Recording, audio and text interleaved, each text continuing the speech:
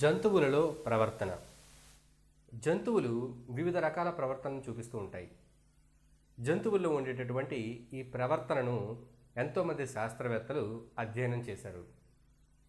జంతువుల్లో ప్రవర్తన ఏ విధంగా ఉంటుంది, ఒక్కొక్క జంతువు ఒక్కొక్క నిర్దిష్టమైన ప్రవర్తనను ఎలా చూపిస్తుంది, అలా చూపించడానికి లేదా అలా ప్రవర్తించడానికి గల కారణాలు, వివిధ రకాల కారణాలను ఈ శాస్త్రవేత్తలు అన్వేషిస్తూ ఉంటారు. ఇక్కడ జంతువుల్లో ప్రవర్తన అధ్యయనంలో కొన్ని మౌలికమైన అంశాలను తీసుకొని వాటి ఆధారంగా జంతువుల యొక్క ప్రవర్తనను అధ్యయనం చేస్తూ ఉంటారు. మీరు మీ చుట్టుపక్కల ఉన్నటువంటి వివిధ రకాల జంతువులను చూస్తే కొన్ని విషయాల్లో మీకు ఆశ్చర్యం కలుగుతుంది. పక్షుల్ని చూస్తే అవి ఎగురుతూ ఉంటాయి. అయితే ఎగరటం అనే ప్రక్రియ పక్షులకు ఎవరు నేర్పించారు? ఉదాహరణకి మీరు సైకిల్ తొక్కాలనుకోండి, మీరు సైకిల్ తొక్కడం అనే ప్రక్రియను నేర్చుకోవాలి. ఈత కొడితే ఈత అనే ప్రక్రియను నేర్చుకోవాలి. చేపను చూడండి, సహజంగా నీటిలో ఈదుతుంది. ఈత అనేది ఎవరు నేర్పించారు దానికి? అలాగే వివిధ రకాల జంతువులు, చిన్న చిన్న జంతువులు, పిల్లులు కానీ లేకపోతే చిన్న చిన్న ఎలుకలు కానీ బల్లులు కానీ మీరు ఏదైనా చిన్న శబ్దం చేసి వాటికి దగ్గరగా వెళితే అవి పారిపోతాయి.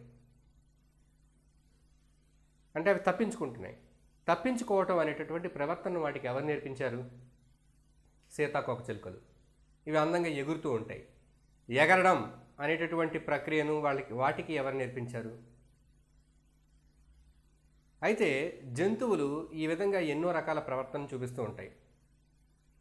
మనం క్రింది స్థాయి నుంచి ఉన్నత స్థాయి జంతువులకు వెళ్ళేటప్పుడు క్రింది స్థాయి జంతువుల్లో వాటి ప్రవర్తన చాలా సరళంగా పరిమితంగా ఉంటుంది. స్థాయి పెరిగే కొద్దీ ఉన్నత స్థాయి జీవుల్లో మనం చూస్తే ప్రవర్తన సంక్లిష్టంగా అపరిమితంగా ఉంటుంది. ఉదాహరణకు మనిషి యొక్క ప్రవర్తనని మనం గమనించామనుకోండి, అనేక రకాలుగా ఉంటుంది. మనిషి యొక్క ప్రవర్తనలో అనేక రకాలైన వివిధ రకాల ప్రవర్తన ఉంటుంది. ఇది వివిధ రకాలైనటువంటి అంశాల మీద ఆధారపడి ఉంటుంది. శారీరక అంశాలు, వాతావరణ అంశాలు, బాహ్య అంశాలు, అంతర్గత అంశాలు. అలాగే మనిషి ఒక సాంఘిక జీవి కాబట్టి బయట ఉండే సాంఘిక అంశాలు కూడా మనిషి యొక్క ప్రవర్తనను ప్రభావితం చేస్తాయి. ఇప్పుడు మనం వివిధ రకాల జంతువుల్లో ప్రవర్తనను ఏ అంశాల ఆధారంగా శాస్త్రవేత్తలు అధ్యయనం చేస్తున్నారో చూద్దాం. జీవుల యొక్క శరీర ధర్మం, ఎనాటమీ, ఆ జీవి యొక్క శరీర ధర్మం, శరీర అంతర్నిర్మాణం, అలాగే బాహ్య ప్రచోదనాలు, అంతర్గత ప్రచోదనాలు. బాహ్య ప్రచోదనాలు అంటే బయట నుంచి వచ్చేటటువంటి ప్రేరణలు, ధ్వని కావచ్చు, చలి కావచ్చు, వేడి కావచ్చు, ఈ విధంగా బయట నుంచి వచ్చేవి.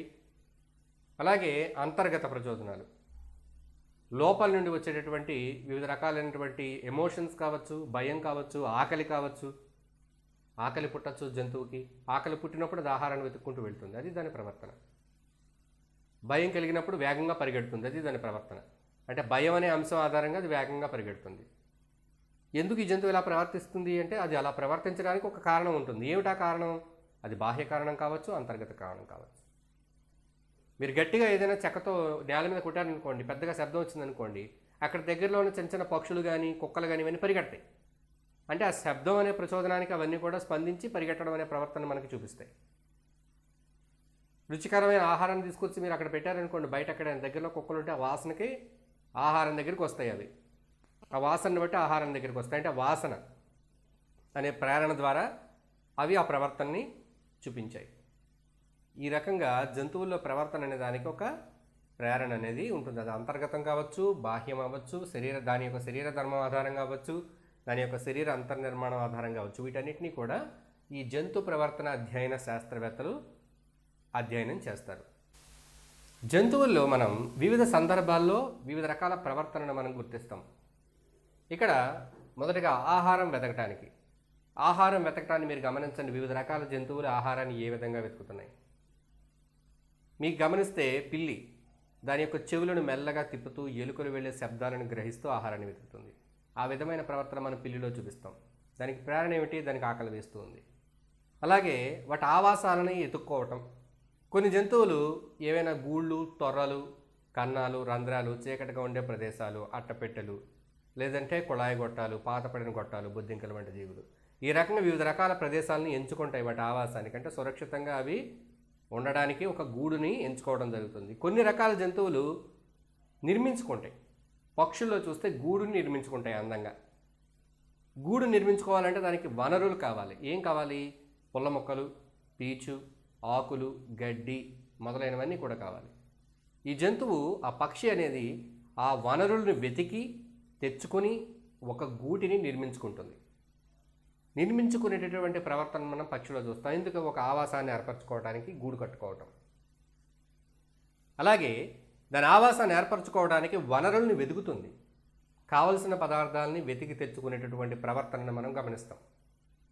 తర్వాత ప్రత్యుత్పత్తికి భిన్న జీవిని ఎంచుకోవటం.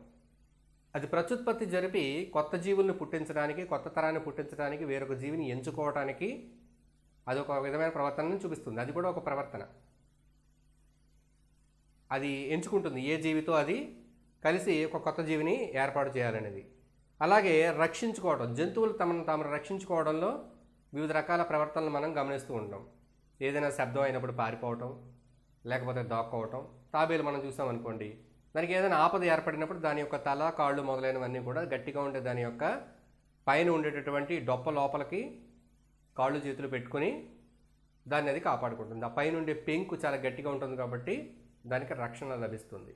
ఈ విధంగా అనేక రకాల జీవుల్లో రక్షణ కొరకు వివిధ ప్రవర్తనలు మనం చూస్తుంటాం. అయితే జంతువుల యొక్క ప్రవర్తనను శాస్త్రీయంగా ఈ జంతు ప్రవర్తన అధ్యయన శాస్త్రవేత్తలు అధ్యయనం చేస్తారు. అంటే కొన్ని రకాలైనటువంటి శాస్త్రీయ పద్ధతుల ద్వారా నిర్దిష్టమైన సమయాల్లో నిర్దిష్టమైన విధంగా దాన్ని పరిశీలన చేసి, ఆ పరిశీలనను నమోదు చేసి జంతువుల యొక్క ప్రవర్తన ఈ విధంగా ఉంది అనే దాన్ని తెలుసుకోవడం జరుగుతుంది.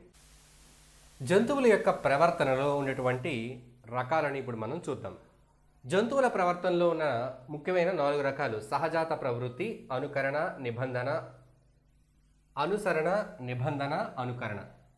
మొదటిగా సహజాత ప్రవృత్తి. ఈ సహజాత ప్రవృత్తి, దీన్ని మనం ఇన్స్టింక్ట్ అని చెప్తాం. ఇవి సహజంగా జీవి పుట్టుకతో వచ్చేటటువంటి ప్రవర్తన. దీన్ని మనం సహజాత ప్రవృత్తి అంటాం. రెండవది అనుసరణ, అనుసరించడం. దీన్ని మనం ఇంప్రింటింగ్ అని చెప్తాం. మూడవది నిబంధన.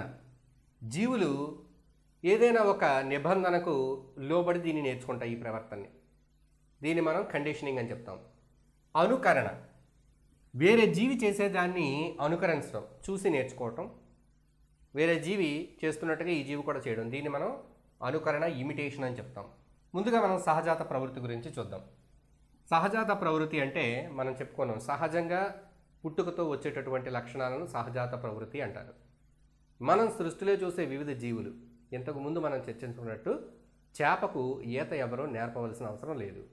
సహజంగానే పుట్టిన తర్వాత ఈతది ఈదగలుగుతుంది. అంటే బై బర్త్, పుట్టుకతోనే దానికి వచ్చేటటువంటి లక్షణం, పుట్టుకతోనే దానికి వచ్చేటటువంటి ప్రవర్తనని మనం ఇన్స్టింక్ట్ లేదా సహజాత ప్రవృత్తి అంటున్నాం.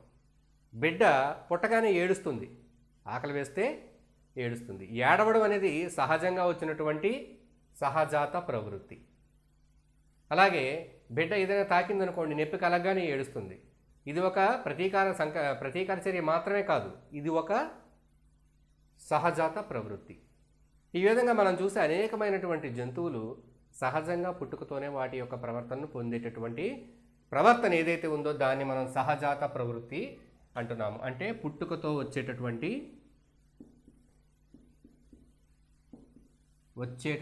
ప్రవర్తన. ఇది ప్రత్యేకంగా జీవి ఎక్కడి నుంచో నేర్చుకోవాల్సిన అవసరం లేదు. రెండవది అనుసరణ.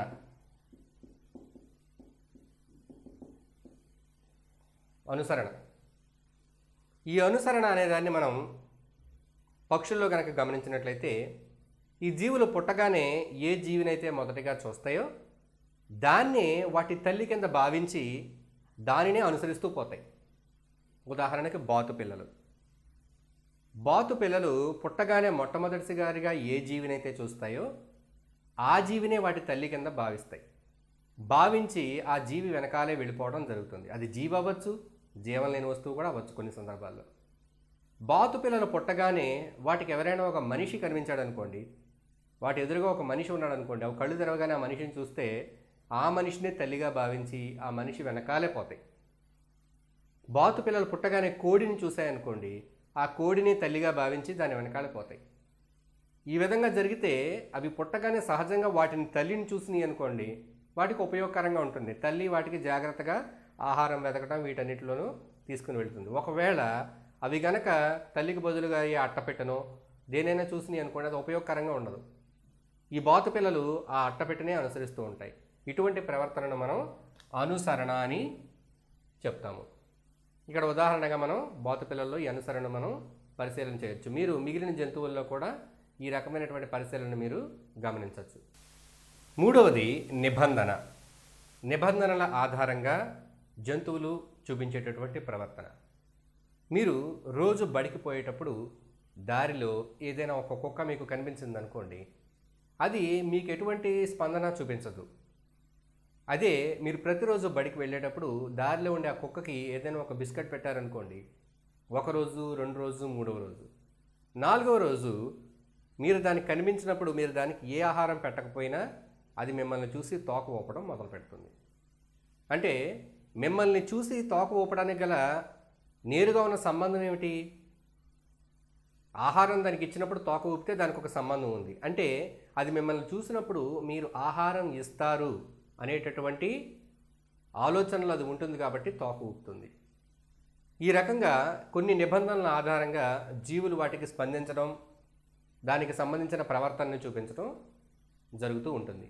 ఉదాహరణకి మీరు తరగతి గదిలో ఉన్నారనుకోండి, తరగతి గదిలో ఉన్నప్పుడు సడన్గా మీ ప్రధానోపాధ్యాయులు మీ క్లాసులోకి వస్తే మీరు లేచి నిలబడి నమస్తే చెప్తారు లేదా గుడ్ మార్నింగ్ చెప్తారు. అంటే ఏమిటి? మీరు ప్రధానోపాధ్యాయులు రాగానే మీరు లెగిసి నిలబడడం ఒక నిబంధన, ఒక కండిషన్. అదేవిధంగా మీరు పాఠశాలలో ఉన్నప్పుడు మీకు ఈ పీరియడ్లు జరుగుతున్నప్పుడు లంచ్ బ్రేక్ ఎప్పుడైతే ఉందో అప్పుడు ఒక గంట మోగిందనుకోండి, అంటే లంచ్ బెల్ మోగగానే అప్పుడు మీకు ఆకలి అనేది గుర్తుకొస్తుంది, మీ నోట్లో లాలాజలం ఊరుతుంది. అంటే గంట కొట్టగానే ఇది మన లంచ్ బ్రేక్ కాబట్టి మనం ఆహారం అన్నం తింటాము అనే విషయం మనకు గుర్తుకొచ్చి లాలాజలం అనేది ఊరుతుంది. సాధారణంగా అయితే అటువంటి పరిస్థితుల్లో లేరు, మీరు స్కూల్లో లేరు, ఎక్కడా లేరు, మీరు అన్నం చూసినప్పుడు మీకు లాలాజలం ఊరొచ్చు. అంటే మీకు నచ్చిన ఆహార పదార్థాలు చూసినప్పుడు లాలాజలం ఊరొచ్చు. అంటే ఇది నేరుగా ఇది ఒక ప్రచోదనానికి లేదా ప్రేరణకు వచ్చేటటువంటి ప్రతిచర్య, స్పందన. ఏది? మన ఆహారాన్ని చూడగానే లాలాజలం ఊరడం. కానీ తరగతి గదిలో మన ఆహారాన్ని చూడం, అక్కడ గంట కొట్టారు, గంట వినగానే మనకి లాలాజలం ఊరుతుంది. అంటే మనం దేనికి అలవాటు పడ్డాం? గంట అనే నిబంధనకు అలవాటు పడ్డాం. గంట కొట్టినప్పుడు మనం అన్నం తింటాం అన్న విషయానికి మనం అలవాటు పడ్డాం. ఈ విధమైన ప్రవర్తనని నిబంధన, కండిషనల్ బిహేవియర్ అని చెప్తారు. అంటే ఇక్కడ ప్రేరణ కలిగించేటటువంటి, ఉద్దీపన కలిగించేటటువంటి విషయానికి దానికి చూపించే ప్రతిచర్యకి నేరుగా సంబంధం లేదు, మధ్యలో ఒక కండిషన్ అనేది ఉంది. మీరు ఐస్ క్రీమ్ని చూస్తే నోరు ఊరుతుంది, మీకు లాలాజలం ఊరుతుంది. ఐస్ క్రీమ్కి లాలాజలం ఊరడానికి నేరుగా ప్రత్యక్ష సంబంధం ఉంది. అయితే మీరు ఐస్ క్రీమ్ నేరుగా చూడలేదు, మీరు ఇంట్లో పైన ఉన్నారు మేడ మీద, కింద మీకు ఐస్ క్రీమ్ బెల్ వినబడింది, అప్పుడు కూడా లాలాజలం ఊరుతుంది. అంటే ఐస్ క్రీమ్ బెల్ అనేది ఒక కండిషన్. ఆ గంట ఐస్ క్రీమ్ బండి వాడిది అయి ఉండొచ్చు అనే కండిషన్ ద్వారా మీకు లాలాజలం ఊరింది. అంటే నేరుగా మీరు ఆ యొక్క ఉద్దీపనను చూసి ప్రతిచర్య కాకుండా మధ్యలో ఇంకొక కండిషన్, నిబంధన ద్వారా ఇక్కడ మన ప్రవర్తనలో మార్పు కనుక జరిగినట్లయితే దాన్ని మనం కండిషనల్ బిహేవియర్ అని చెప్తాము. ఈ విషయాలపై రష్యన్ శాస్త్రవేత్త ఇవాన్ పావ్లోవ్ అనేక పరిశోధనలు చేశాడు. ఈయన కుక్కలపై ఈ పరిశోధన చేశాడు. కుక్కను ప్రయోగశాలలో కట్టి ఉంచాడు. దాని నోట్లో ఊరేటటువంటి లాలాజలాన్ని కొరవడానికి అవసరమైన పరికరాలని దాని నోటికి బిగించాడు.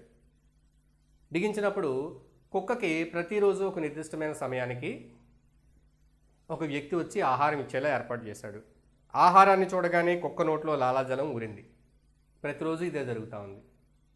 అయితే ఒకరోజు ఆ వ్యక్తి వచ్చాడు, ఆహారం లేదు. ఆ వ్యక్తిని చూడగానే కుక్క నోట్లో లాలాజలం ఊరింది. అంటే ఏమిటి? నిబంధన. ఈ వ్యక్తి వచ్చాడు అంటే ఆహారం ఇస్తాడు అనేటటువంటి నిబంధన. అలాగే ప్రతిరోజు ఆ వ్యక్తి వచ్చేటప్పుడు ఒక గంట కొట్టి దానికి ఆహారం పెట్టడం అనేది అలవాటు చేశాడు. ఇక్కడ గంట అనేది ఒక నిబంధన అయింది. ఆ వ్యక్తి వచ్చాడు, గంట కొట్టగానే దాని నోట్లో లాలాజలం ఊరుతుంది. ఆహారం అనేది లేదు ఇక్కడ, అయినా ప్రతిచర్య కనబడుతుంది. ఎందుకని? నిబంధన. గంట అనే నిబంధన ఆధారంగా దానికి ఆహారం ఇవ్వటం జరిగింది. ఈ రకంగా జంతువుల్లో మనం వాటి యొక్క ప్రవర్తనలో మార్పు, అంటే వాటికి కొన్ని విషయాలను నిబంధనల ఆధారంగా మనం నేర్పుతూ ఉంటాం. మన తరగతిలో మన స్కూల్లో ఉండేటప్పుడు బెల్ మనకు ఒక నిబంధనలా పనిచేస్తుంది. మనం సాయంత్రం పూట బెల్ కొట్టగానే గబగబా అందరూ పరుగులు తీస్తారు, అంటే ఇంటికి వెళ్ళిపోయేటటువంటి బెల్. అలాగే జంతువుల్లో కూడా వాటి యొక్క ప్రవర్తన, ఎడ్ల బండి ఉంటుంది. ఎడ్ల బండి ఆ ఎద్దు ఎటువైపు వెళ్ళాలనేది ఎలా నియంత్రిస్తాడు? దాని ఒంటిపై దాని తోకను అటు ఇటు జరుపుతూ ఉంటారు. దాని ఒంటిపై ఒకవైపు కొడితే అది ఇంకొక వైపుకు వెళ్ళాలి అనేటటువంటి నిబంధన ఆధారంగా దానికి ఆ ప్రవర్తన నేర్పించడం జరుగుతుంది.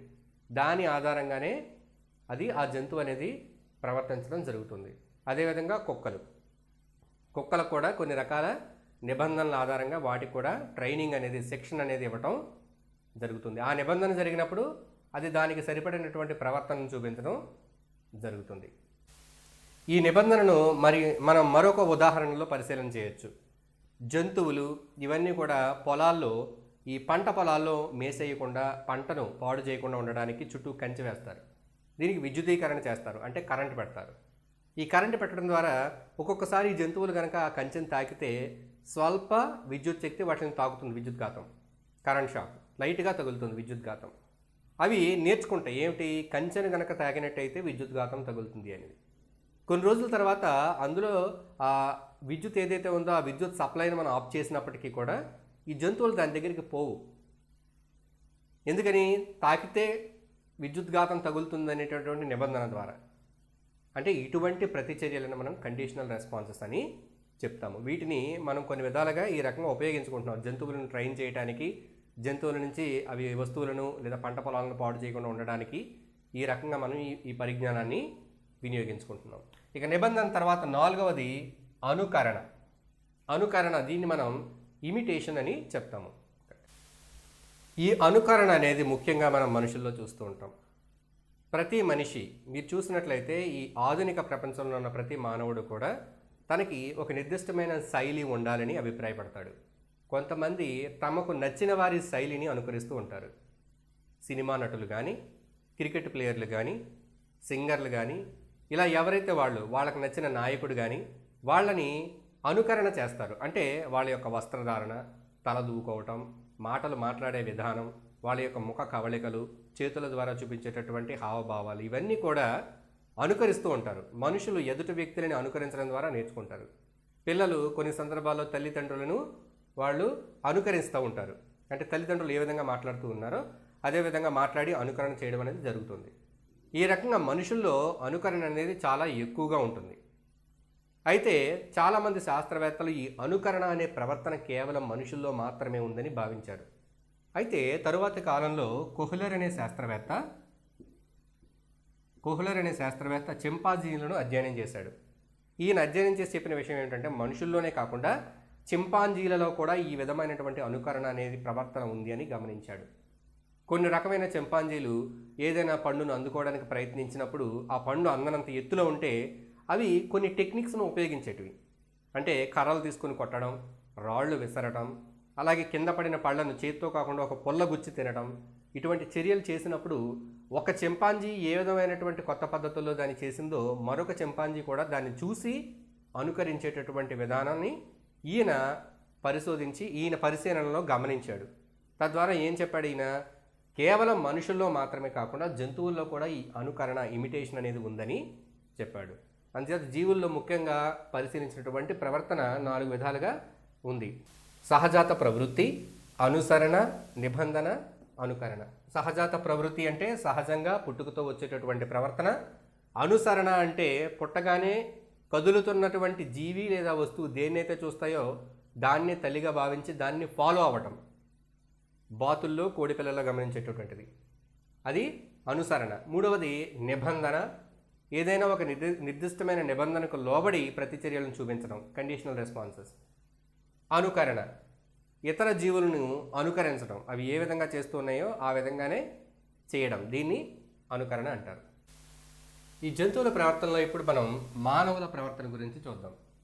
ఇతర జంతువుల్లో మనం చూసినటువంటి ప్రవర్తనలో సహజాత ప్రవృత్తి, ఇన్స్టింక్ట్, అలాగే అనుసరణ, ఇంప్రింటింగ్, నిబంధన, కండిషనింగ్, ఇమిటేషన్, అనుకరణ, ఇవన్నీ చూసాం మనం.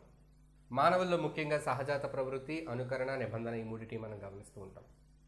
మిగిలిన జంతువుల్లాగే మానవుల్లో కూడా పుట్టగానే కొన్ని పుట్టుకతో వచ్చేటటువంటి ప్రవర్తన అనేది ఉంటుంది. ఆకలి వేసినప్పుడు ఏడవటం, అలాగే నొప్పి కలిగినప్పుడు ఏడవటం, పుట్టిన తర్వాత చూపించేటటువంటి ప్రవర్తన అంతా కూడా పుట్టుకతో వచ్చేటటువంటిది. అయితే వీటితో పాటు కొన్ని రకాల విషయాలు అనుకరణ ద్వారా నేర్చుకోవడం అనేది జరుగుతుంది. అయితే ఈ సహజాత ప్రవృత్తి ఏదైతే ఉందో ఇది జీవితాంతం కొనసాగదు మానవునిలో. అంటే పుట్టుకతో వచ్చిన వాటిని మనం జీవితాంతం తీసుకొని పోం, మధ్యలో మారిపోతుంది. మిగిలిన జంతువులు, చాలా వరకు జంతువుల్లో వాటిలో వచ్చినటువంటి పుట్టుకతో వచ్చినటువంటి ప్రవర్తన ఏదైతే ఉందో అదే ప్రవర్తన అది కంటిన్యూ అవుతుంది. కానీ మనిషిలో ఏమవుతుంది, మనిషి అనేవాడు సోషల్ యానిమల్, సంఘజీవి. కాబట్టి సంఘంలో ఉండేటటువంటి వివిధ పరిస్థితులకు అనుగుణంగా తన ప్రవర్తనతో ఈ యొక్క సహజాత ప్రవృత్తిలో మార్పులు చేసుకుంటాడు. ఉదాహరణకి ఆకలి వేస్తుంది అనుకోండి, మనకి ఆకలి వేస్తే ఆకలి వేయగానే జంతువు యొక్క ప్రవర్తన ఏంటి, సహజ ప్రవర్తన ఆకలి వేయగానే ఆహారాన్ని ఎత్తుక్కుని తినడం. కానీ మనం ఏదైనా ఒక తరగతి గదిలో ఉన్నాం అనుకోండి, ఆ లంచ్ బెల్ అయ్యే వరకు మనం వేచి ఉండాలి. అంటే మన ప్రవర్తన ద్వారా దాన్ని నియంత్రించుకొని మార్పు చేసుకుంటున్నాం. ఆకలి వేయగానే తినం. మనకి భోజనం టైం అయినప్పుడు, లంచ్ బెల్ కొట్టినప్పుడు, అదే పని చేసుకున్నవారైతే వాళ్ళకి భోజన విరామం ఇచ్చినప్పుడు భోజనం చేస్తారు. అలాగే ఏదైనా పూజ చేయాలనుకోండి, మనం ఆహారం తీసుకోకుండా ఉంటాం. అంటే సహజంగా మనం సహజాత ప్రవృత్తిలో ఏమిటి, ఆకలి వేయగానే తినేయాలి. కానీ మనం ఆ పూజ అయ్యేంత వరకు నిష్టగా పూజ చేసి ఆ తర్వాత మనం ఆహారం తింటాం. ఈ రకంగా మన యొక్క సొంత ప్రవర్తనతో, సామాజిక ప్రవర్తనతో, సోషల్ బిహేవియర్తో మనకున్నటువంటి సహజాత ప్రవృత్తిని మనం కొంతవరకు మార్పు చేసుకుంటూ ఉంటాం. తరువాతది అనుకరణ, ఇమిటేషన్. ఇది చాలా ముఖ్యమైన ప్రవర్తన మనుషుల్లో గమనించడానికి. మిగిలిన జంతువులతో పోలిస్తే మనుషులు ఎక్కువగా అనుకరణ ద్వారా అనేక విషయాలు నేర్చుకుంటూ ఉంటారు. పుట్టినప్పటి దగ్గర నుంచి అనుకరణ ద్వారా నేర్చుకోవడానికి పిల్లల్ని స్కూల్కి పంపుతారు. స్కూల్ అనేది ఏమిటి, స్కూల్ అంటే ఒక చిన్న సమాజం లాంటిది. బయట సమాజంలో ఏ విధంగా అయితే వివిధ రకాల వ్యక్తులు ఉంటారో, స్నేహితులు ఉంటారో, మిత్రులు ఉంటారో, వివిధ రకాల విషయాలు, సంఘటనలు ఎలా జరుగుతూ ఉంటాయో స్కూల్లో కూడా అదే విధంగా జరుగుతూ ఉంటాయి. పిల్లలు వీటన్నిటిని వినడం ద్వారా, చూడడం ద్వారా, ఉపాధ్యాయులు చెప్పిన వాటిని అనుకరణ చేయడం ద్వారా ఎన్నో విషయాలు నేర్చుకుంటూ ఉంటారు. ఉదాహరణకి డ్రాయింగ్ టీచర్ వచ్చి అందంగా బొమ్మలు గీశారనుకోండి, ఆ టీచర్ ఏ విధంగా ఆ బొమ్మలు గీస్తున్నాడు అనేది అనుకరణ చేయడం ద్వారా మంచి ఆర్ట్ని నేర్చుకోవడం అనేది వీలవుతుంది. అలాగే స్పోర్ట్స్ టీచర్ ఏదైనా మంచి ఆట గురించి చెప్పి ఆ ఆట ఆడడాన్ని చూపించారనుకోండి, ఆ ఆట ఏ విధంగా ఆడుతున్నారో తెలుసుకుని దాని మీద ఆసక్తి పెంచుకొని ఆ ఆటను ఆడడం అనేది ప్రారంభిస్తారు. అది క్రికెట్ కానీ, వాలీబాల్ కానీ, కబడ్డీ కానీ ఈ విధంగా. అందుచేత అనుకరణ ద్వారా ఎన్నో రకాల కొత్త విషయాలను మనుషులు నేర్చుకుంటూ ఉంటారు. మాట్లాడే విధానం, మాట్లాడే శైలి ఇవన్నీ కూడా నేర్చుకుంటారు. అలాగే ఎన్నో రకాల భాషలు ఇవన్నీ కూడా అనుకరణ ద్వారా నేర్చుకోవడం ఉంటుంది. అదేవిధంగా అనుకరణతో మనిషికి ఎన్ని రకాల లాభాలు ఉన్నాయో, మనిషి ఎంతగా అభివృద్ధి చెందొచ్చో, మనిషి ఎంత విజ్ఞానాన్ని సంపాదించుకొని తనను తాను ఉన్నతమైన వ్యక్తిగా తీర్చిదిద్దుకోవచ్చో, అలాగే ఈ అనుకరణ ద్వారా దుష్ఫలితాలు కూడా ఉన్నాయి. ఈ అనుకరణ ద్వారా ఉన్నటువంటి దుష్ఫలితాలు ఏమిటి? తప్పుడు విషయాలు, తప్పుడు వ్యక్తులను కనుక అనుకరణ చేస్తే దుష్ఫలితాలు ఉంటాయి, నష్టపోతాం. ఏమిటా తప్పుడు విషయాలు? చెడు అలవాట్లు.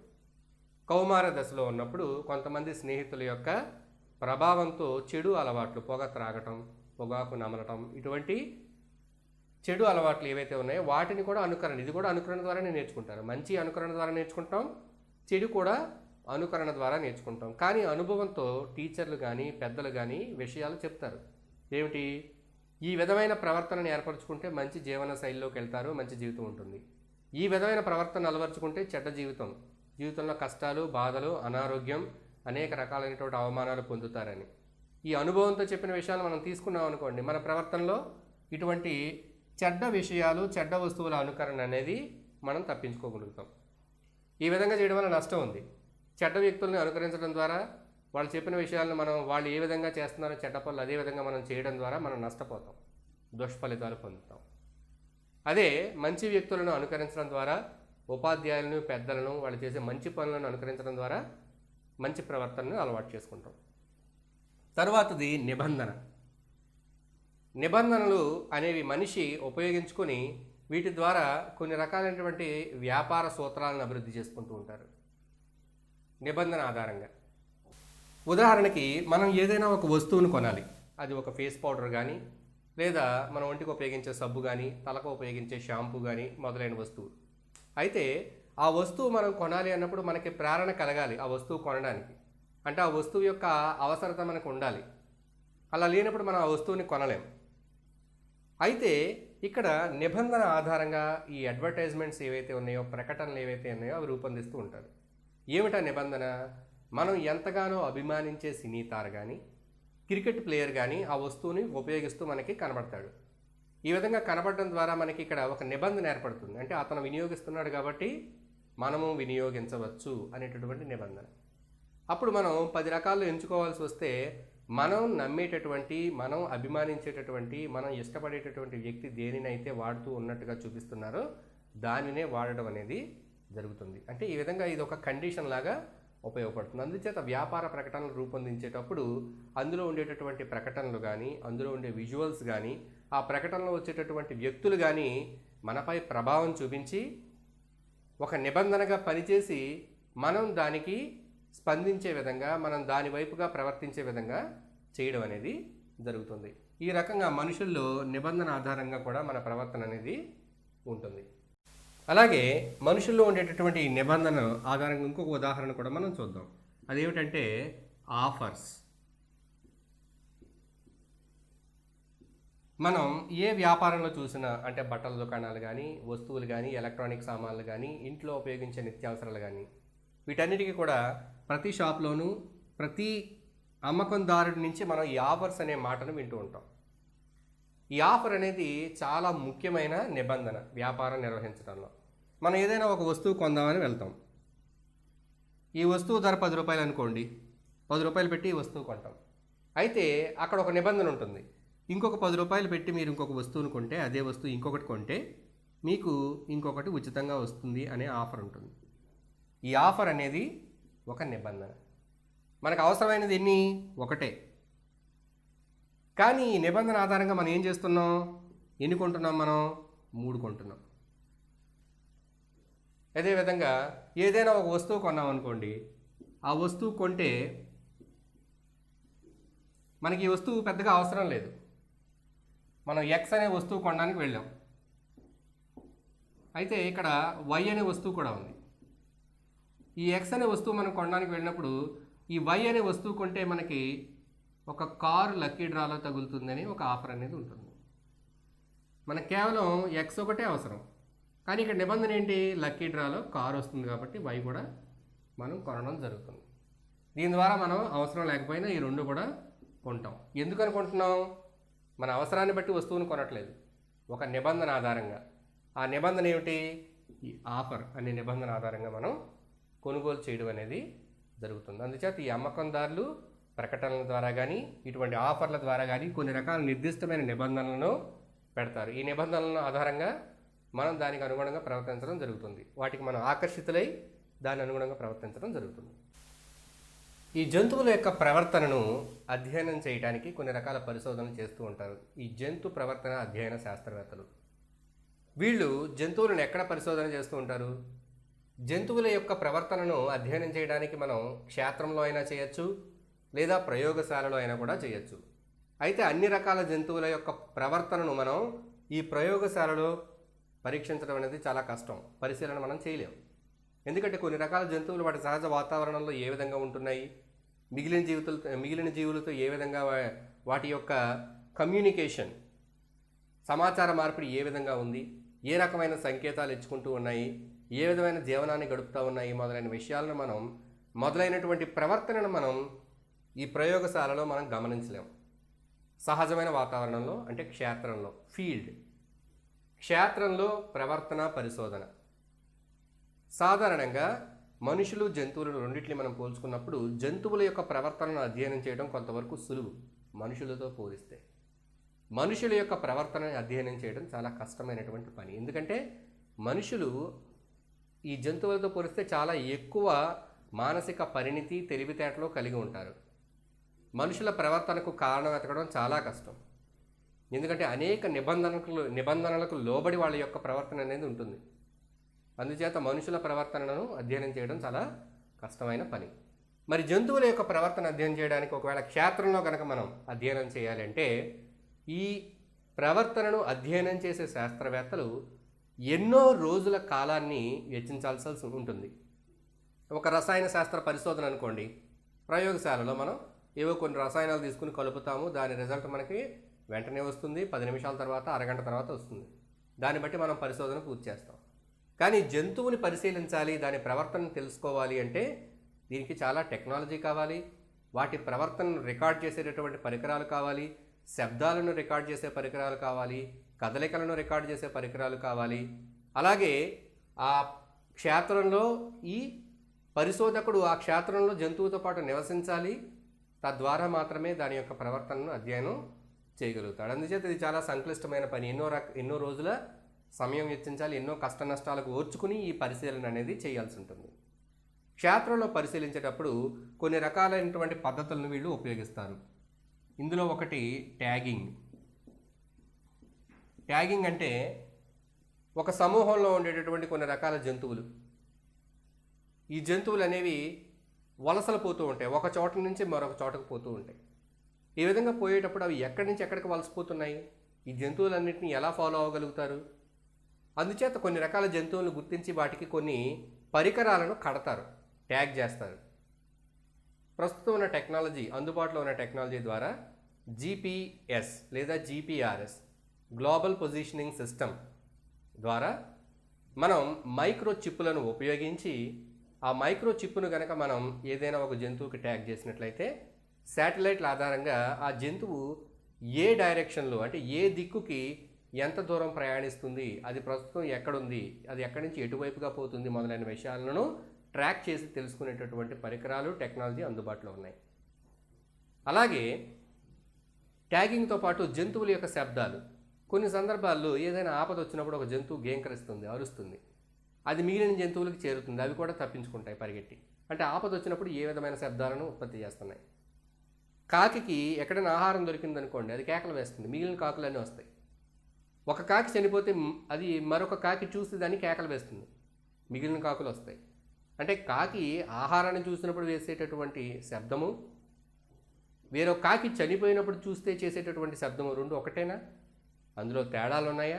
ఈ విషయాలను ఈ ప్రవర్తనపై పరిశోధన చేసే శాస్త్రవేత్తలు అధ్యయనం చేస్తారు. ఎలా అధ్యయనం చేస్తారు?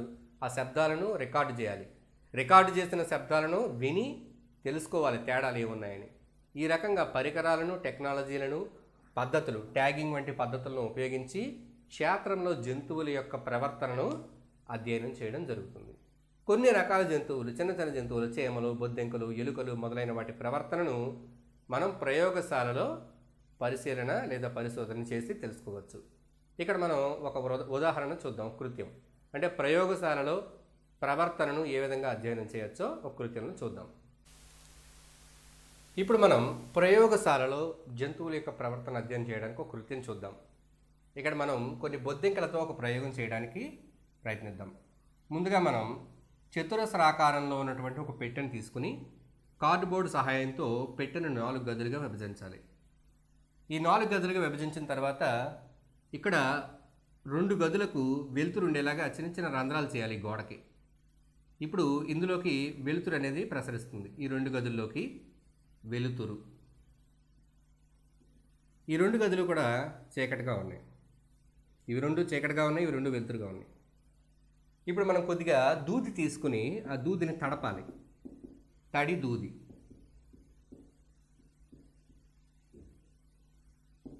తడి దూదిని ఇక్కడ ఒక గదిలో ఉంచాం, చీకటిగా ఉన్న ఒక గదిలో ఉంచాం. అలాగే వెలుతురు ఉన్నటువంటి ఒక గదిలో ఉంచాం. ఇప్పుడు మనం కాల్షియం క్లోరైడ్ని తీసుకున్నాం. ఇది గదిని పొడిగా ఉంచడానికి సహాయపడుతుంది. ఇక్కడ కొద్దిగా కాల్షియం క్లోరైడ్ పెట్టాం, చీకటిగా ఉన్న గదిలో కాల్షియం క్లోరైడ్ పెట్టాం, వెలుతురుగా ఉన్న గదిలో కాల్షియం క్లోరైడ్ పెట్టాం. ఈ గది ఇప్పుడు ఎలా ఉంది? వెలుతురుగా ఉంది, పొడిగా ఉంది. ఈ గది వెలుతురుగా ఉంది, తడిగా ఉంది. ఈ గది చీకటిగా ఉంది, తడిగా ఉంది, తడి చీకటి. ఈ గది పొడిగా ఉంది, చీకటిగా ఉంది. తడి చీకటి, పొడి చీకటి, వెలుతురు, తడి, వెలుతురు, పొడి. ఈ రకంగా 4 గదులు ఏర్పాటు చేశాం. దీనిపైన ఒక అట్టతో మనం కప్పాం. అయితే ఇక్కడ ఈ వెలుతురు అనేది ప్రసరణ కాకుండా ఇక్కడ మనం తీసుకునే బొద్దింకలు ఒక గదిలో నుంచి ఇంకో గదిలోకి వెళ్ళగలిగే ఏర్పాటు ఉండాలి. ఆ ఏర్పాటు ఉండాలి. ఈ రకంగా ఉన్న తర్వాత మీరు మీ స్నేహితులతో 4 జట్లుగా ఏర్పడి ఒక్కొక్కరు 4 ఏసి లేదా 5 ఏసి బొద్దింకలను ఒక్కొక్క గదిలో ఉంచండి. 5, 5, 5, 5 పైన మూత పెట్టండి. ఓ పావు గంట 20 నిమిషాల తర్వాత బొద్దింకలు ఏ గదిలో ఎక్కువగా చేరాయో మీరు గమనించవచ్చు. ఏ గదిలో ఎక్కువగా చేరి ఉండొచ్చు అనుకుంటున్నారు? బొద్దింకలు సహజంగా తడిగా చీకటిగా ఉండే ప్రదేశంలో నివసించడానికి ఇష్టపడతాయి. ఈ గదిలో తడి ఉంది కానీ వెలుతురు ఉంది కాబట్టి ఇక్కడ ఎక్కువ ఉండవు. ఈ గదిలో తడి లేదు, చీకటి లేదు కాబట్టి ఇక్కడ కూడా అసలు ఉండవు. తర్వాత ఇక్కడ పొడిగా ఉంది, చీకటిగా ఉంది. చీకటిగా ఉంటే బొద్దింకలు ఉంటాయి కానీ పొడిగా ఉంది కాబట్టి ఉండవు. ఇక్కడ తడిగా ఉంది, చీకటిగా ఉంది కాబట్టి ఈ గదిలో బొద్దింకలు ఎక్కువగా ఉండడానికి ఇష్టపడతాయి. అంటే మనం వేసినటువంటి బొద్దింకలు ప్రతి దాంట్లో 5 వేసి వేస్తే ఇవన్నీ కూడా ఇందులోకి వచ్చి ఈ గదిలో నివసించడాన్ని మనం గమనిస్తాం. ఈ విధంగా ప్రయోగశాలలో కూడా మనం జంతువుల యొక్క ప్రవర్తనను అధ్యయనం చేయడానికి వీలవుతుంది. జంతువుల ప్రవర్తన. జంతువుల ప్రవర్తనలు కొన్ని జంతువుల యొక్క ప్రవర్తన మనకి చాలా ఆశ్చర్యాన్ని కలిగిస్తూ ఉంటుంది. ఇక్కడ అటువంటి ప్రవర్తనను మనం ఇక్కడ గమనిద్దాం. చిన్న చిన్న జంతువులు అంటే చీమలు మొదలైనవి కూడా కొన్ని రకాలైనటువంటి ప్రవర్తనను చూపిస్తూ ఉంటాయి. అంటే చీమలను చూసినట్లయితే ఆహారం కోసం వెదుగులాడడం, అలాగే చీమలన్నీ కూడా ఒక నిర్దిష్టమైన దారిలోనే ప్రయాణించడం. ఇటువంటి ప్రవర్తనను అవి స్రవించేటటువంటి ఫెరమోన్స్ అనే రసాయనాల ద్వారా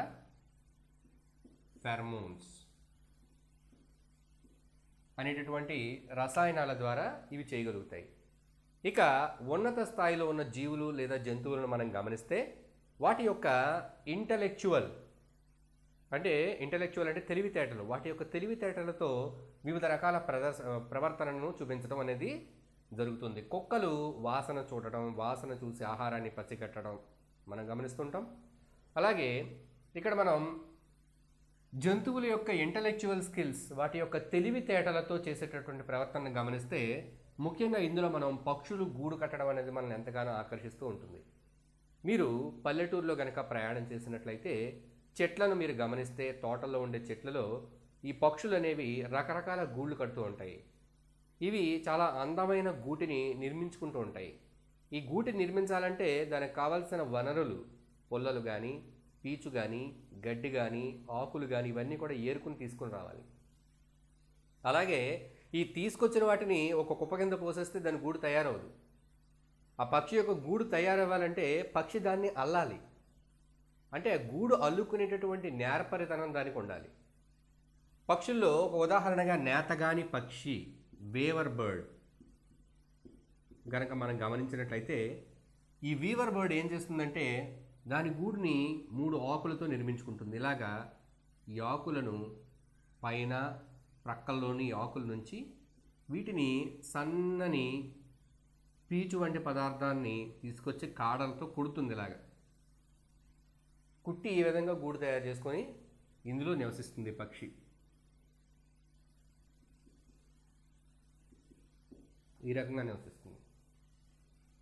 ఇక్కడ మనం ఆ పక్షుల్లో ఉన్నటువంటి ఇంటెలెక్చువల్ స్కిల్స్, వాటి యొక్క తెలివితేటలను మనం గమనించవచ్చు. అలాగే ఉత్తర అమెరికాలో ఉండేటటువంటి బేవర్ అనే జంతువు ఇది నీటిలో నివసిస్తుంది. అయితే ఇది నీటిలో ఉండాలంటే నీరు నిలవ ఉండాలి. ప్రవహిస్తూ ఉందనుకోండి అందులో అది నివసించడం కష్టంగా ఉంటుంది. అందుకని ఈ బేవర్ ఏం చేస్తుంది, ఎక్కడైనా ఒక చోట నీటి ప్రవాహం కనుక ఉంటే ఆ నీటి ప్రవాహంలో ఇదే నీటి ప్రవాహం అనుకున్నట్టయితే మనం నీటి ప్రవాహానికి ఒక ఆనకట్ట కడుతుంది. ఎలా ఆనకట్ట కడుతుంది? రాళ్ళు, దొంగలు, పొల్లలు ఇవన్నీ ఏరుకుని వచ్చి వాటితో ఒక ఆనకట్ట కట్టి నీటి ప్రవాహాన్ని ఆఫ్ చేస్తుంది. ఆఫ్ చేసి ఆగిపోయిన నీటిలో దాని కుటుంబంతో పాటు జీవనం సాగిస్తుంది. ఇక్కడ కూడా మనం ఆ జంతువు యొక్క తెలివితేటలను మనం గమనించవచ్చు. అలాగే కందిరీగలు గూళ్ళు పెడుతూ ఉంటాయి. గోడల మీద, గోడల మూలల్లో మీరు ఎప్పుడైనా గమనిస్తే మట్టితో తయారు చేసిన చిన్న చిన్న కుండల వంటివి గోడ కతికించినట్టుగా మనకు కనబడుతూ ఉంటాయి. ఇలాగా ఇటువంటి గూళ్ళు గోడలపై కందిరీగలు నిర్మిస్తాయి. అది ముట్టుకుంటే మనకి చాలా గట్టిగా అనిపిస్తుంది. కొమ్మరి కొండని ఎలా తయారు చేస్తాడో అది కూడా దాని గూడుని అలాగే తయారు చేస్తుంది. అది దాని గూడు తయారు చేసుకోవడానికి ఏ ఇసుకతోనో దొరికిన మట్టితోనో చేయదు. ఆ గూడు తయారు చేయడానికి నిర్దిష్టమైన మట్టిని ఎంచుకుంటుంది. మట్టి ఒకవేళ తడిగా ఉందనుకోండి, నీళ్లు తడిగా ఉందనుకోండి, దాన్ని ఆరబెడుతుంది.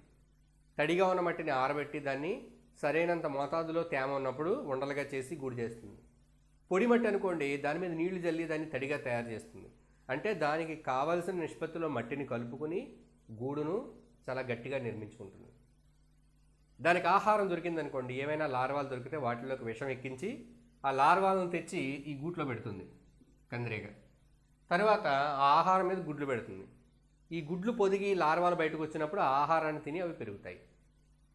ఈ రకంగా గూడు ఆవాసము, పుట్టేటటువంటి గుడ్లకు లార్వాలకు ఆహారము, ఇవన్నిటినీ కూడా దాని యొక్క తెలివితేటలతో సమకూర్చుకుంటుంది. ఇంతకుముందు మనం కొన్ని ఉదాహరణలో జంతువులు ఉండేటటువంటి తెలివితేటల గురించి చూసాము. జంతువులు ఈ తెలివితేటలని వాటి ఆహారం సంపాదించుకోవటానికి, వాటి ఆవాసాలను ఏర్పాటు చేసుకోవడానికి వినియోగించుకుంటున్నాయి. అయితే కొన్ని రకాల జంతువుల్లో మనం కొన్ని మోసపూరితమైన తెలివితేటలను కూడా గమనిస్తాం. సాధారణంగా మనుషుల్లో మనం ఇటువంటి తెలివితేటలను చూస్తూ ఉంటాం. అంటే మోసగించడం ద్వారా, నమ్మించి మోసగించడం ద్వారా మనకు తెలియకుండా మన వస్తువులను దొంగలించడం, ఈ రకమైనటువంటి తెలివితేటలన్నిటినీ సహజంగా మనుషుల్లో చూస్తాం. ఇటువంటివి జంతువుల్లో కూడా కనబడతాయని కొంతమంది శాస్త్రవేత్తలు కొన్ని ప్రయోగాల ద్వారా నిరూపించడం జరిగింది. ఇక్కడ ఉదాహరణగా స్క్రబ్జీ అనే పక్షి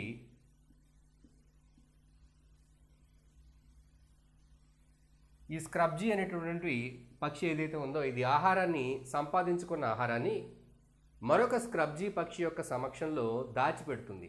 అంటే తీసుకున్న ఆహారాన్ని ఏవైనా ఆకుల కింద కానీ ఎక్కడైనా కానీ దాచిపెడుతుంది. ఈ విధంగా ఇది దాచిపెట్టడాన్ని గమనించిన మరొక స్క్రబ్జీ పక్షి ఈ పక్షికి తెలియకుండా ఆ ఆహారాన్ని దొంగిలించడం అనేది జరుగుతుంది. అంటే దాని తెలివితేటలను ఉపయోగించి ఆ పక్షికి తెలియకుండా దాని ఆహారాన్ని దొంగలించడానికి మోసపూరితమైన ప్రవర్తనను ఇది చూపిస్తుంది.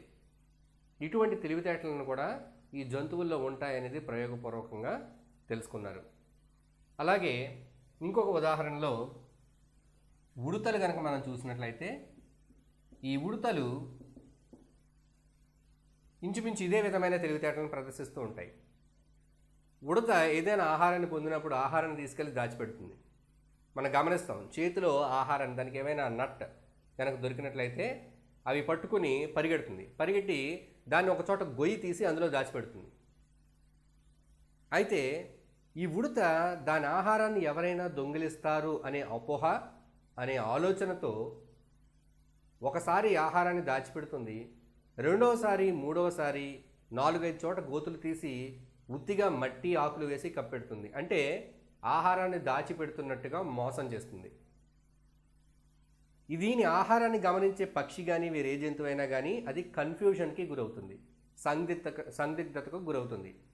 అంటే ఇది ఆహారాన్ని దాచిపెడుతుందా లేకపోతే మట్టి ఆకుల్ని దాచిపెడుతుందా అనే విషయాన్ని అది గమనించలేకపోతుంది. ఒకసారి ఆహారాన్ని దాచిపెట్టి 2-3 సార్లు ఆహారాన్ని దాచిపెట్టినట్టుగా నటిస్తుంది, 4-5 చోట గోతులు తీసి కప్పెడుతుంది. ఈ విధంగా ఉడతలు ఈ మోసపూరితమైన ప్రవర్తన ద్వారా వాటి ఆహారాన్ని కాపాడుకుంటూ ఉంటాయి. ఇక్కడ ఈ స్క్రబ్జీ పక్షి అనేది దాని మోసపూరితమైన ప్రవర్తన ద్వారా ఆహారాన్ని దొంగిలిస్తుంది. ఉడతలు వాటి మోసపూరితమైనటువంటి ప్రవర్తన ద్వారా ఆహారాన్ని ఇతర జీవుల నుంచి కాపాడుకుంటూ ఉన్నాయి. అలాగే ఇంకా మిగిలిన జంతువులు డాల్ఫిన్లను కనుక మనం చూసినట్లయితే అవి తార్కికంగా ఆలోచించగలిగే శక్తిని కలిగి ఉంటాయి. మీరు డాల్ఫిన్ షోస్ కనుక గమనించినట్లయితే మనుషులతో సమానంగా మనుషులతో ఆటలాడటం, మనుషులతో కలిసి ఆటలాడటం, మనుషులు చెప్పిన సంజ్ఞలను అవి ఫాలో అవ్వటం, ఇటువంటివన్నీ కూడా మనం గమనిస్తూ ఉంటాం. అంటే వాటికి మనుషుల్లాగా తార్కికంగా ఆలోచించగలిగేటటువంటి తెలివితేటలు కూడా ఉన్నాయి. ఈ డాల్ఫిన్ యొక్క తెలివితేటలపై జరిపినటువంటి పరిశోధన గురించి ఇప్పుడు తెలుసుకుందాం.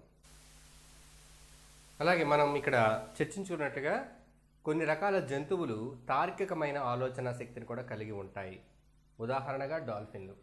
హెర్మన్ అనే శాస్త్రవేత్త హవాయి ద్వీపంలోని కవలో బేసిన్ మ్యామల్ ల్యాబొరేటరీలో కొన్ని డాల్ఫిన్లపై ఆయన పరిశోధనలు చేశాడు. ఇక్కడ ఈయన 4 బాటిల్ నోస్ డాల్ఫిన్లను ఎంచుకోవడం జరిగింది. వాటికి అకికొమాయి, ఫీనిక్స్, అలెన్, హిప్పో అని పేర్లు పెట్టారు. వీటికి కొద్దిగా శిక్షణ ఇచ్చారు.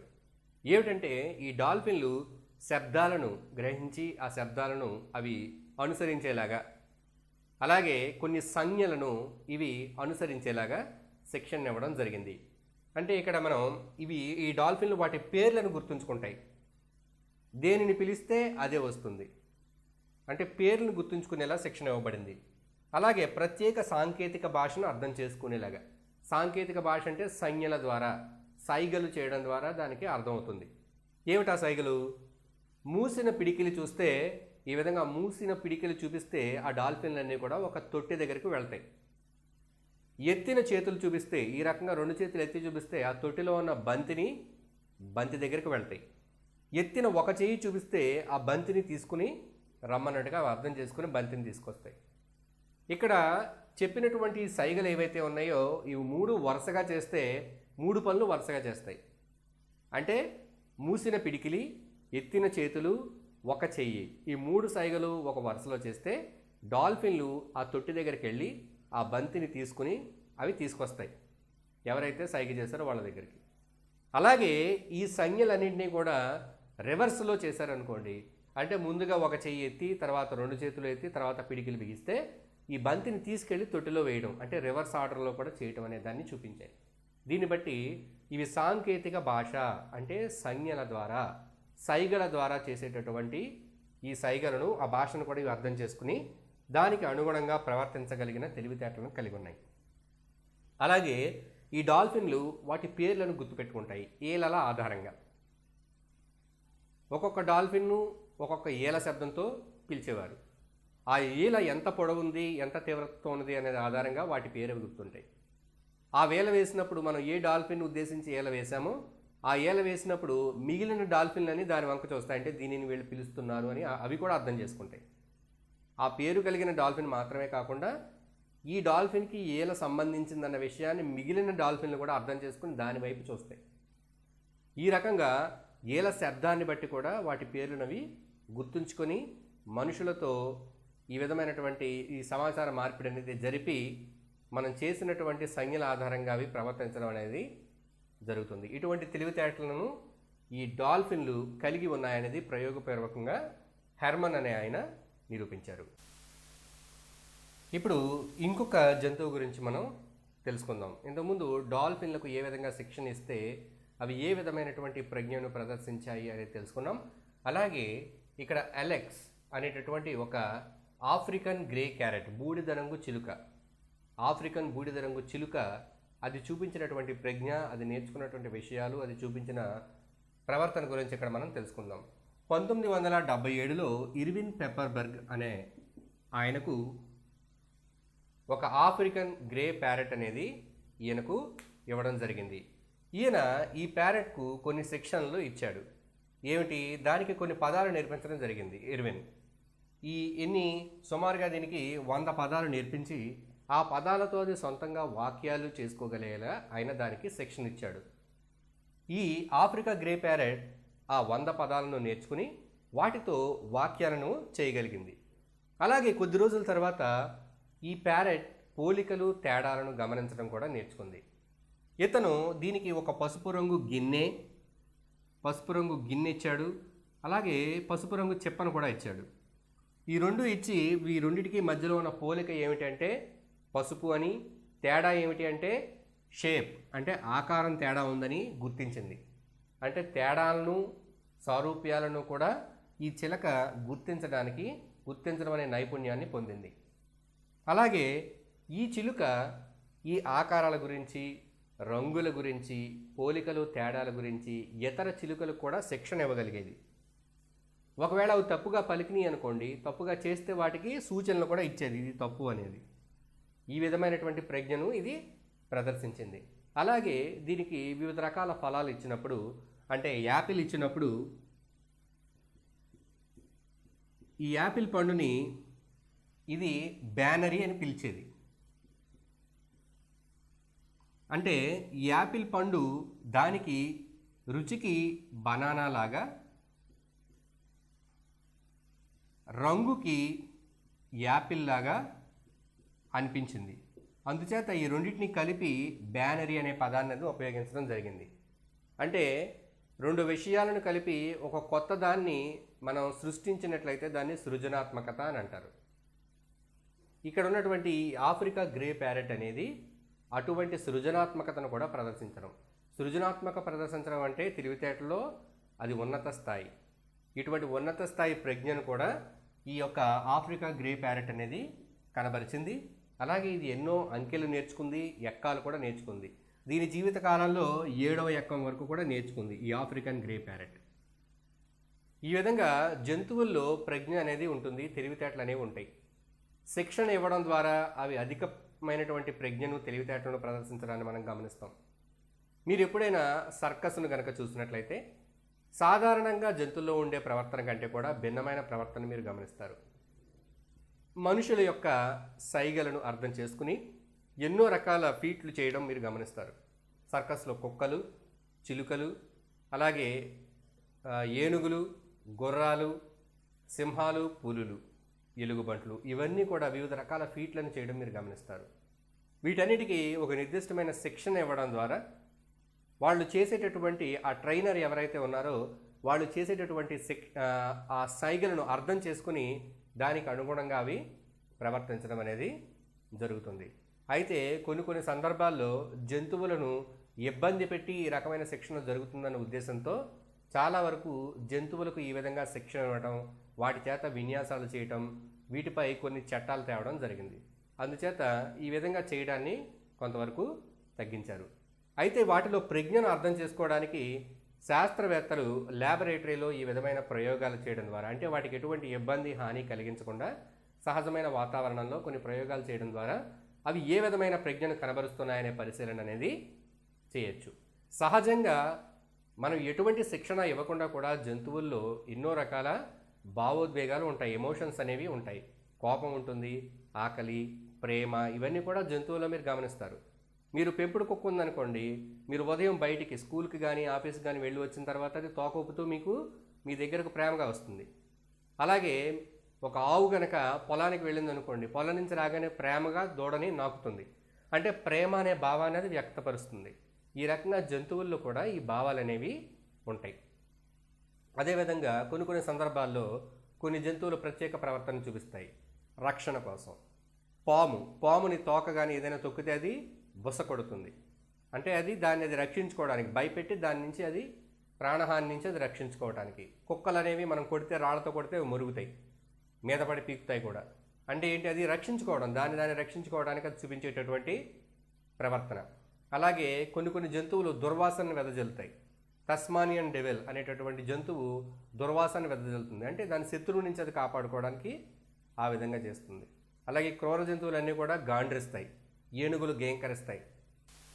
ఇవన్నీ కూడా జంతువులు ఎటువంటి శిక్షణ లేనప్పటికీ సహజంగా చూపించేటటువంటి ప్రవర్తన. ఇప్పుడు మనం ఈ యొక్క పరిశోధనలు దేంతో సంబంధాన్ని కలిగి ఉన్నాయి, జంతువుల యొక్క ప్రవర్తనపై జరిపేటటువంటి వివిధ అధ్యయనాలు అనేక శాస్త్రాలతో సంబంధాన్ని కలిగి ఉన్నాయి. జంతువుల యొక్క ప్రవర్తనను శాస్త్రీయంగా అధ్యయనం చేసే శాస్త్రాన్ని ఎథాలజీ అంటారు. ఇందులో జంతువుల యొక్క ప్రవర్తనను క్షేత్రస్థాయిలోను అలాగే ప్రయోగశాలలోనూ కూడా వివిధ పద్ధతుల ద్వారా అధ్యయనం చేయడం జరుగుతుంది. ఎందుకంటే ఈ ప్రయోగాలు జీవుల మధ్య కలిగిన సహసంబంధాలని, జీవ వైవిధ్యాన్ని పెంపొందించడానికి కూడా ఎంతగానో సహాయపడుతూ ఉంటాయి. అలాగే ఇక్కడ జరిపేటటువంటి ప్రయోగాలు, ఈ ఎథాలజీ అనేది కేవలం జీవుల యొక్క ప్రవర్తనతో మాత్రమే కాకుండా జీవుల యొక్క నాడీ అంతర నిర్మాణ శాస్త్రంతోనూ, పర్యావరణ శాస్త్రంతోనూ, జీవ పరిణామ శాస్త్రంతోనూ కూడా సంబంధాన్ని కలిగి ఉంటాయి. అంటే ఈ ప్రయోగాల ఆధారంగా వీటికి సంబంధించిన విషయాలు కూడా తెలుసుకోవడానికి అవకాశం అనేది ఉంటుంది.